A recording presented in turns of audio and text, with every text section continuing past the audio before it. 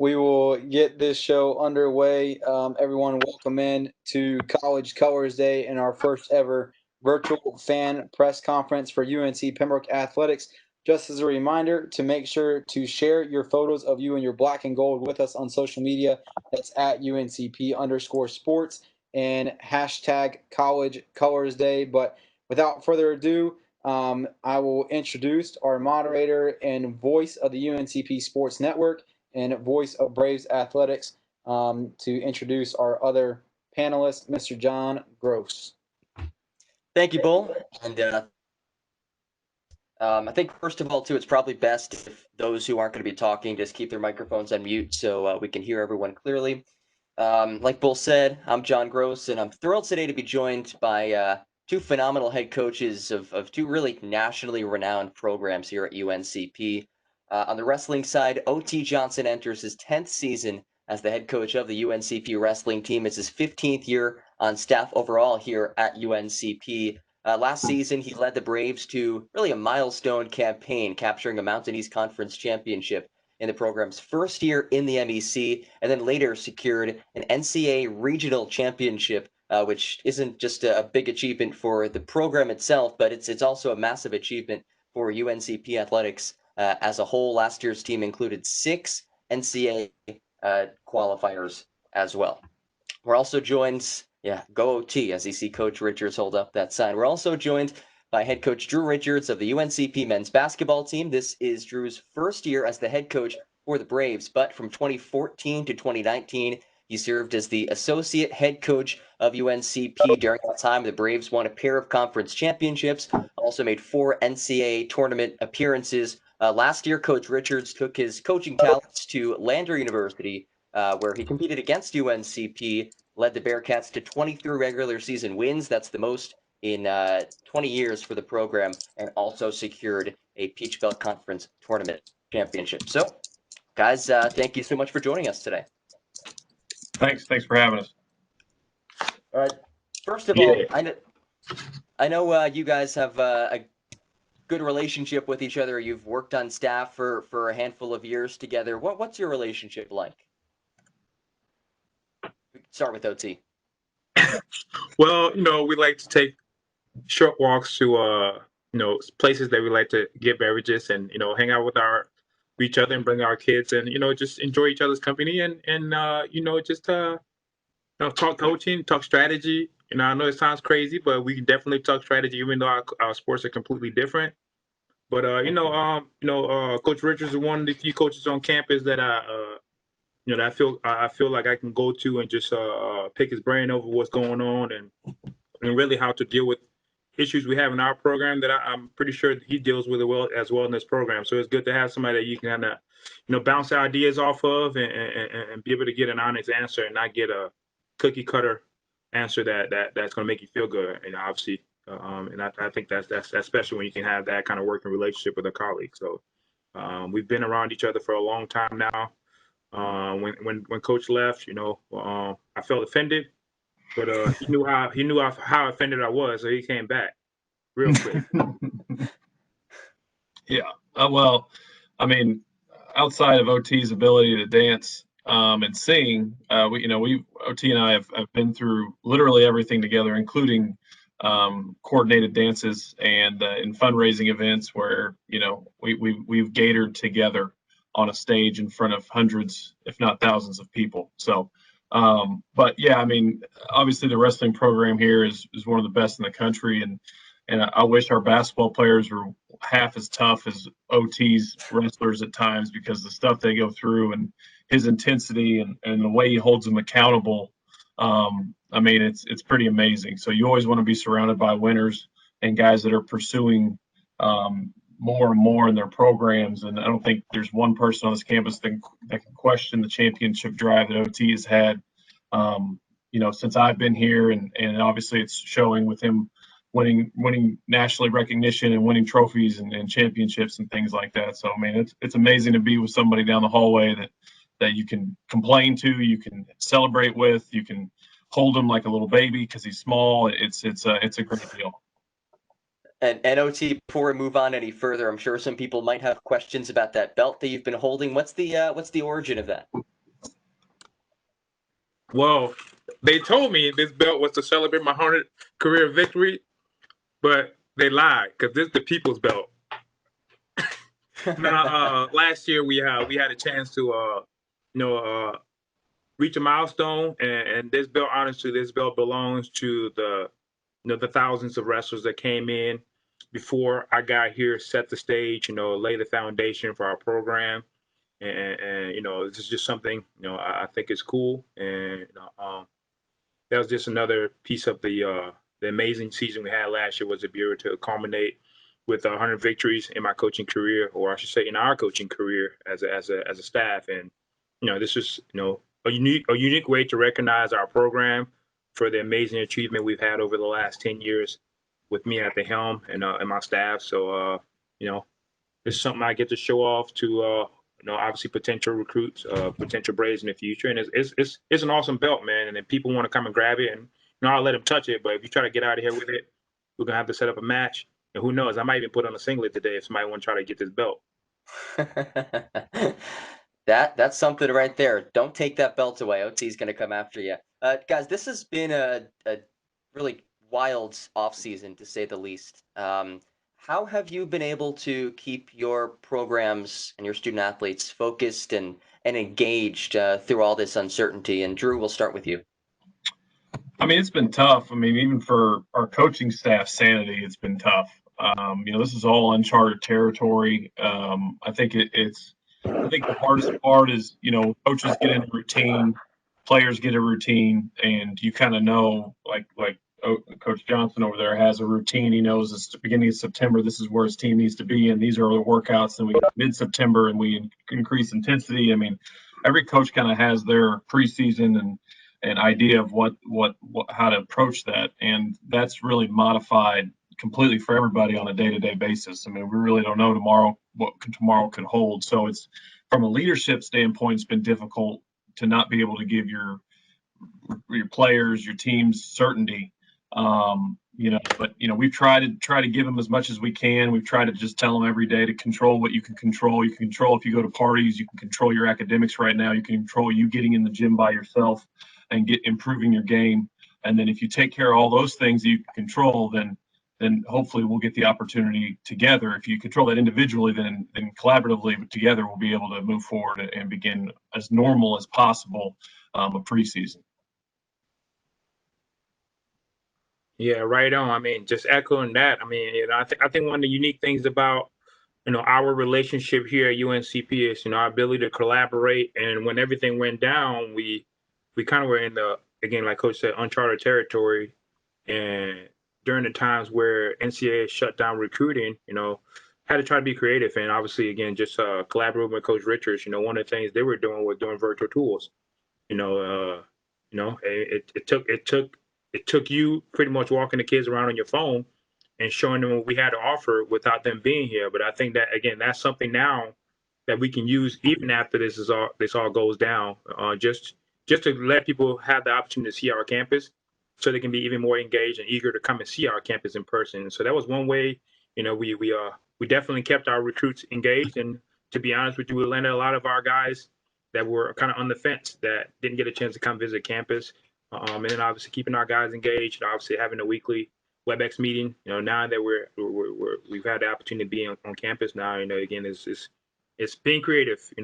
Reminding them what we're striving for, and I guess for as an individual sport, it's a little bit more different, but it's still a team, and no matter how hard a person works, you're still going to need that other person to push you and get you off your couch when you want to sit there and say, "Oh, I'll do it tomorrow." So that's been one of the tricky things is, without mandating, reminding guys that, you don't know what tomorrow brings. So make sure you're prepared, stay ready so you don't have to get ready. And that's been a tough thing to do. And we've done as good of a job as we can. And, when that time comes, hopefully, they'll be ready. And if they're not, one of those freshmen are going to come in and take their heads off. And OT, you kind of touched on the recruiting side of things, but I know that's changed quite a bit during the pandemic. There have also been certain restrictions put in place too. You don't have to give away too many tips of the trade, but how has recruiting evolved during this pandemic? Hey, man, we got one of the best graphic guys in the game. Lamar, shout out to my guy. You know, I definitely think his game has gone up. We utilize Lamar to make those committed graphics, and it's 2020. Kids love to get recognition, and when you get a guy that's earned it, and they commit to you, you want to make sure you recognize them. And I think all summer long, we made sure as our guys committed and signed, we made sure we blew that up on social media, just making sure people knew our program was here, and that we were still thriving and doing everything we can. And then when we get them on campus, make official visits, we want them to know that when we have a great opportunity here at UNCP, not just athletic and performance wise, but financially, for them to be able to go somewhere and get a quality education and not have to break the bank in the long run. And Lamar has helped us really, climb climb the recruiting hurdle in a big way. And we find a way to make sure we utilize that and all the staff in the SID department. And it's really helped us a lot. And again, I don't think we missed a beat, honestly. And I think we found something that we can utilize in the future, and we're going to continue to do that. Yeah, I can follow up too. I mean, like OT said, I mean, Lamar is a legendary. I mean, he's literally the GOAT around here. And there's a lot of programs that have to try to do that kind of stuff in house and do a very poor job of it because they just don't know any better. I know that'd be how we would be if we didn't have him. And he creates that information in such a beautiful way to get out to recruits and families and things that just makes our own jobs a lot easier. More than just texting information to somebody, to be able to put a graphic out is a big deal. So our whole marketing department, after working at 3 other institutions at this level, I can unequivocally say our marketing and sports information department does a heck of a job getting our information out, making sure everyone knows what special situation we have here at UNCP. Even through difficult recruiting times like a pandemic, being able to get the information out about how we're the largest Division II in both North and South Carolina, and and for our program specifically, how successful we've been, for the wrestling program specifically, how special they've been, and that all that information gets shot out even without us directly being involved sometimes. So that is so helpful in the recruiting, because whether or not we're individually sending it out, if that stuff hits social media, all of a sudden now people are really starting to understand how special Brave Nation is. Drew, you just touched on it, how successful both of your respective programs have been, really not just getting to the top, but staying there. What have been some of the keys to that success and maintaining your reputation as upper echelon programs? OT, we'll start with you. Not just I mean, I love the accountability that Mr. Christie puts on us, but I mean, I think at the end of the day, I hold myself and our program to a high standard. We owe a lot to the people that came before us, and we're trying to build upon what they've started. And I think trying to make sure we uphold that standard that's been built, and just as successful as we've been in our region, we're trying to get on that national stage and stay there. We're trying to become a premier top 10 team. And for myself, my goals as a coach, is to bring a national championship trophy home. And I think we're at the cusp of doing that, and that alone wakes me up every day. Trying to figure out how we can get our guy that may have only won one state title or just may have been a state qualifier, but with our toolage and with our development, he's got the training partners, and just trying to get him to not only just get to the national tournament, but get on the podium, and about how important every point is. On the mat, in the classroom, when you're sleeping, to make sure you're getting the right rest. All those things are things that I think about when I'm at home, and trying to make sure our guys understand that it's not just about winning a practice room match. It's not just about winning the Pembroke Classic. It's about making sure you're correcting yourself after you win. And that's so tough. And it's not about patting myself and our program on the back from last year's accomplishment, because now we're the target. And I'm sure Coach Richards can tell you, we're no longer a secret. Now we're the standard, and we know that, and we know we have to make sure we have a high level of appreciation of what we've accomplished, but want to make sure we get back there and continue to do it year in and year out. So it's about making sure you put the target on yourself and know that other people are coming after you, and be prepared. Because if you have a letdown, one letdown could turn into 2, 3, 4, and it goes on. So It's about me putting the standard on myself. And bottom line is, I want to win for my guys more than they want to win for themselves. And if that changes for me, I need to find a new profession. Well, I mean, for our program, I think OT touched on it, where there's no program to continue to be successful if it wasn't for our predecessors. They set the tone. To me, their jobs were a lot harder than ours because they had to build programs from the ground up, essentially, to get to national prominence. And then we're just lucky enough to take over and try to do more, continue on more. But I think once that culture gets established, and then that's passed down from, for us, it was, Ben Jacobs and Brandon Winford and Griffin Pittman passing that down to Quamaine Rose and Brandon Watts, and then those guys passing it down to Kia Pruitt and James Murray Boyles, and even before those guys, George Blayton and Shamel Brackett. I mean, that list can go on and on from those that have established a winning culture at UNCP and then passed it down through generations and generations. And now with a Tyrell Kirk and a Spencer Levi, I'm hoping that continues on. But there's a lot of difference just from my past years, a lot of difference from being the hunted and the hunter. And I can say that it's a lot easier to be the ones hunting because there's not as much pressure. People really don't give a crap as much if you're not the hunted as you're the hunter, because everything is new, everything is, wow, that's amazing what you've accomplished. And the other flip side of that coin is there's an expectation level when you've already been established in the top 25 the last 6 years. There's an expectation level. So the letdowns are trying to prevent the letdown from, like OT said, affecting an entire season is a little different approach than if you are, hey, we lost one, who cares, sort of thing, because we're just building this thing up. So it is definitely tough, but like I said, with the resources we've been given, with the campus we have, with the facilities, and with the people we have here at UNCP, I think that doesn't make it easy, but it definitely helps the job out. We have our first fan question, and again, for those watching, feel free to leave your question for the coaches in the chat section. This is a hard hitter from Jonathan Bim. He wants to know, if you had to play the other coach's sport, Richards wrestling and OT playing basketball, who would be the better player? Oh, crap. I'm going to have to say that I think I'd be a better wrestler just from the standpoint of me being 6'9" and 200 plus up there pounds, that when I got tired, I could just fall on somebody and crush them and maybe get a point in wrestling. That's the only reason why. Go ahead.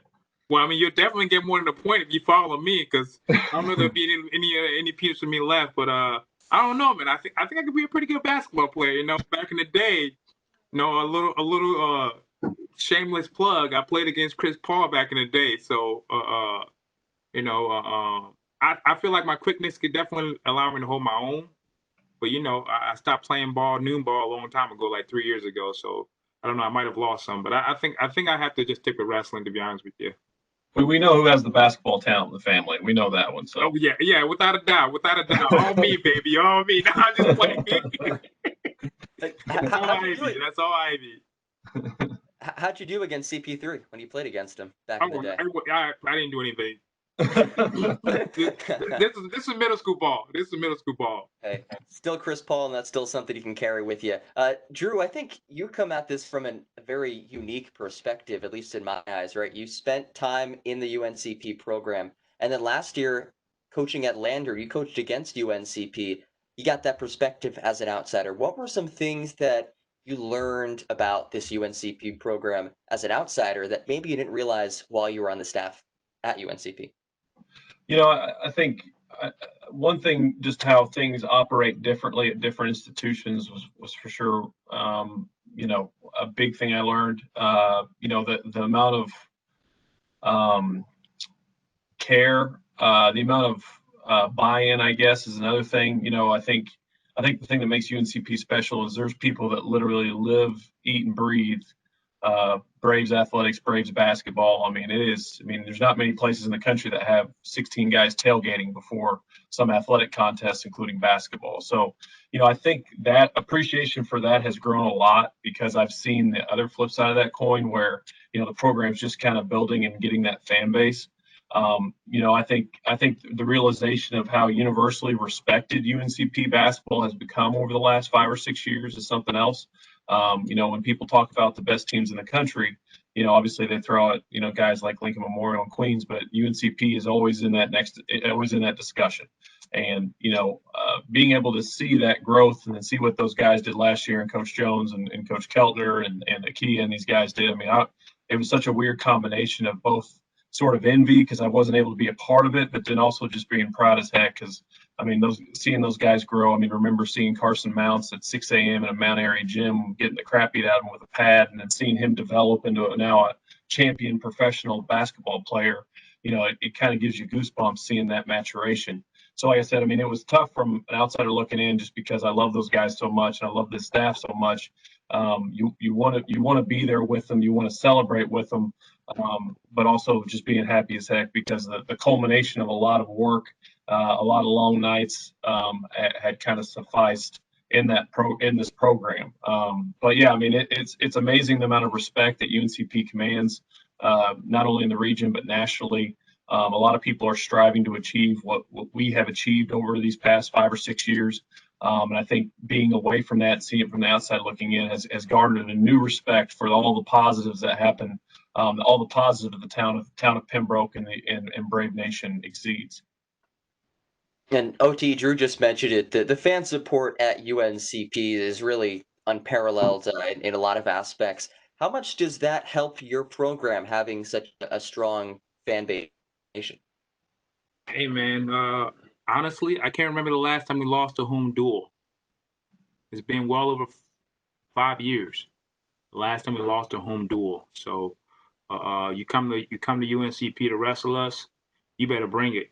Your guys better bring the A game, that B game, that C game, that D game, all that games, because our guys get up to make sure when that 2 hours or so is over, we're leaving that Lumber Guarantee Bank Court with a dub, and it's just special, for us. We get very few home events, and so our guys make sure when they get a chance to perform in front of their fans, their colleagues, their friends, their instructors, they put on a show, and it's special to know that our athletes, UNCP athletes, have that kind of relationship with the campus community to be able to bring people out, the local community, for people to come out. Obviously local high schoolers that are just aspiring to be like these guys, college athletes that get a chance to live their dreams, whether it's for 5 years, 4 years, 3 years. They have people looking up to them, and they want to make sure they put on a good show. And our guys, we really enjoy that, and I think we have an opportunity to continue that trend, that streak of trying to make sure we stay undefeated at home. The last time we lost a home match was, I want to say it was like 2014 or 2015 in Newberry.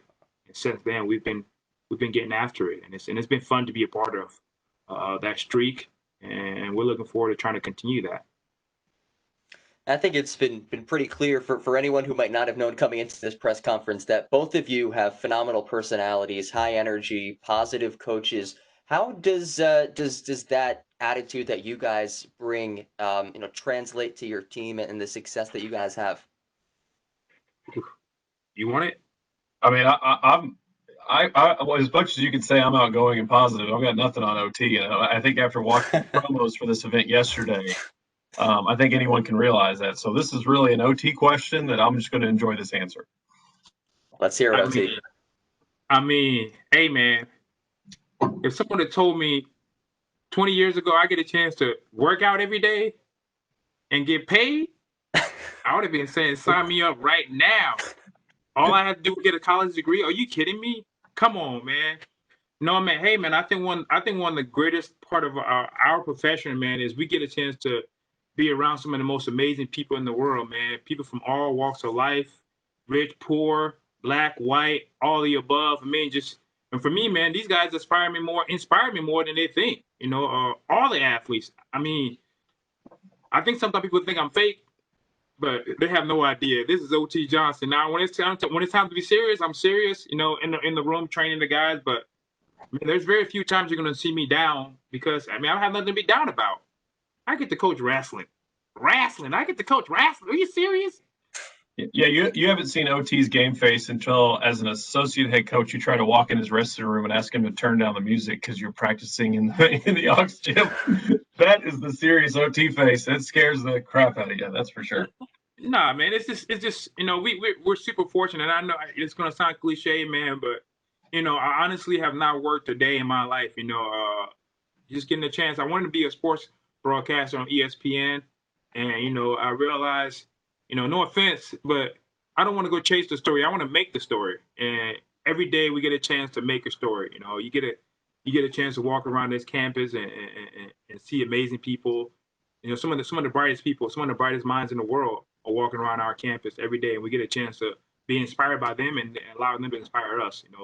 There are very few times I get to be down. I want to be down because of that, and I know that they're watching me. I'm not just going to talk the talk. I'm going to live. I'm going to walk the walk as well, because one athlete sees you down and they're having a bad day, and then they might get down. But when they see me up and smiling and saying hi to them, whether they want to say hi or not, grabbing them and saying what's up, it gives people a different perspective, man. And I think especially during these times, people need high energy. People need people that are positive, and all I'm trying to do is spell that positivity, to everybody that I can. And if you want some positivity, come to 1178 Jones. I'll give you some. Phenomenal answer, Coach. We have a couple more minutes here, and we do have a few more fan questions. This one's from Jonathan in the chat. Again, if you have a question for Coach Richards, for Coach Johnson, please leave it in the chat section. Who are your biggest mentors that helped you get to where you are at right now? Can we go? I can go. From a playing career, you got to talk about, obviously, I don't think OT and I, if we didn't participate in the sport, we'd probably be coaching the sport. So, for me growing up, my dad was a big influence on my playing career. My high school coach, Rod Gorman, and my AU coach, Rodney Perry, were both instrumental in getting me to a point where I not only loved the game, but I couldn't, I was living, breathing, eating the game. Then playing, going to college and going on from there. But, my coaching career, I've been lucky. Just anybody that's ever taken a chance on hiring me, like Dale Amberth and I, my old teammate, started an AU program in Springfield, Missouri 12 years ago. And without that, I would have never really caught the coaching bug. Yancey Walker was the first guy that hired me. Nate Gammett was the first guy that hired me in a full-time position. And then obviously Ben Miller was a huge influence in my life, both as a player and a coach. I mean, and obviously we know his success he had at Uncp, and then his dad, obviously Pop Eldon Miller. They both, the Miller guys, both been instrumental in my life as a player, as a person, as a coach, in my development. Wow, I got to follow that up. Sheesh, legends. You got all those goats in there. Obviously for me, my high school coach slash, stepfather, adopted dad. I don't know what you want to call him, but the great Atwood, owner and operator of Atwood Academy. Let's go, baby. Coach Atwood got me involved. He literally forced me into wrestling. Believe it or not, I thought I was gonna be a basketball player at 5 foot, now at 5'6", but he literally pulled me on the wrestling mat, and I'm forever indebted to him for that. Obviously I have a great relationship with him. Currently have a couple of his athletes on our team. PJ Smith, definitely old school cat that still pokes his head in every now and again. Coach Smith was a coach here for 26 years, and is a North Carolina wrestling legend. And the one that I say I reach out to more now than any is Jamie Gibbs.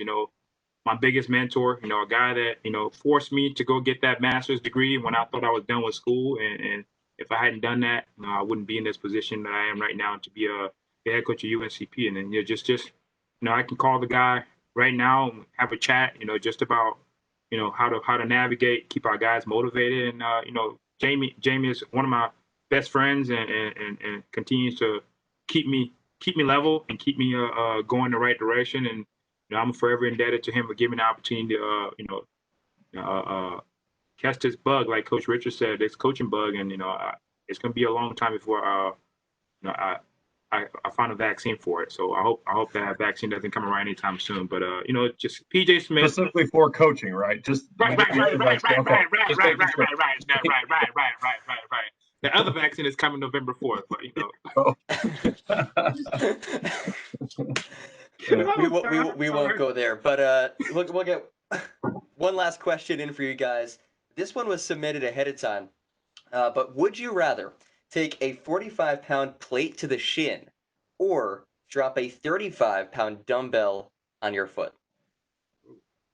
Think about it, because I know this is a tough one.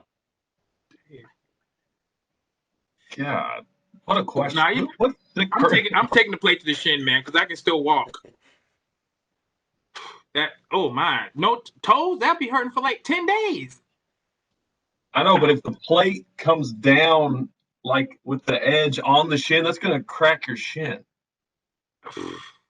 I don't know, man. I mean, I'll take the dumbbell on the foot. I feel like there's less severe injury from that moving forward than a broken shin.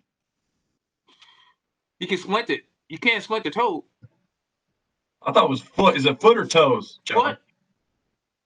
Foot. We'll go with foot. I mean, the Yeah. toes are on the foot. Never just hits the Right. foot. The encompassing area, right? Feet, toes, Yes. one and Right, the same. right. So we'll go with Yeah, that. I don't know. I'm gonna have to go with the shin. Okay. Yeah. Let's hope we don't test this. Yeah, I think that would be a cruel and unusual punishment. we won't go that direction. Yeah, and I think that's it. I see Bull is back on. Bull, anything you'd like to add? No, everyone, please help me in giving John Gross, our voice of Braves UNCP Sports Network, Drew Richards, our head men's basketball coach, and Othello O.T. Johnson, our head wrestling coach, a round of applause. Thank you guys for joining us today on College Colors Day. As a reminder, they mentioned Lamar Corman, the GOAT. He is doing his thing right now on UNCP_sports Twitter account. You can get your custom wallpaper jersey today in black, gold, or white. Choose your name, color of the jersey, and what number you would like for your phone wallpaper. So make sure to get that request in before 5 o'clock today. And make sure to follow us on @UNCP_sports. Share your photos of your best moments from College Colors Day in your black and gold with us on social media as well. As soon as the season schedule is released, we will have it out on uncbbraves.com. So again, make sure you follow us on social media and stay tuned to that as well. But once again, gentlemen, thank you so much for your time. Incredible answers and definitely some great insight to what UNC Pembroke has become throughout the years, and definitely two of our programs at the forefront of leading that charge. So, gentlemen, thank you so much. Happy College Colors Day. Go black and gold. And, of course, go Braves. And I have to do it for OT. I'll see you at game day. Thanks, Hey, everyone. Can I give a shout out? Yeah, go for it. Yeah, let me give a shout out to my staff, Coach Coburn, all right, Coach Blaze, Coach Tyler, Coach Juan, Coach Derek, and the one and only Lauren Warner. We appreciate you guys. Keep doing what you're doing. We're going to run it back. This belt's for you. Thank you, guys. Thanks.